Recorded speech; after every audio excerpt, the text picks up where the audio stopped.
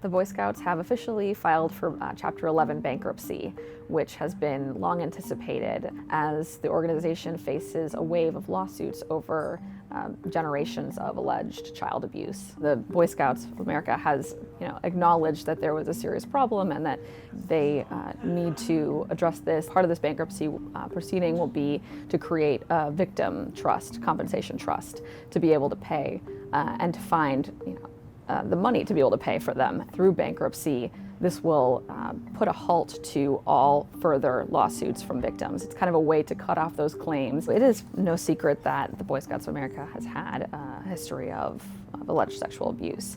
But dating back to the 90s, there were reports that came out, particularly there was a Washington Times investigation.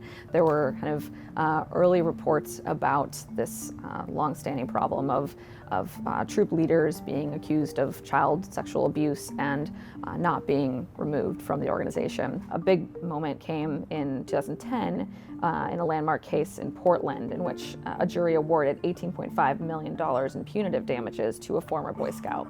2 years later, in the Los Angeles Times, the perversion files were published, which were these files, internal files that detailed generations of predatory behavior. They've also tried to stay afloat by, becoming more inclusive and struggling to remain relevant in today's world. About 2 years ago, they announced that they were going to be allowing girls to join the Boy Scouts. This years after the Boy Scouts began accepting openly gay scouts and scout leaders. As that has happened, they've also lost some key partnerships. In 2018, the Church of Jesus Christ of Latter-day Saints announced that they would be splitting with the Boy Scouts. That was a real, hit to membership.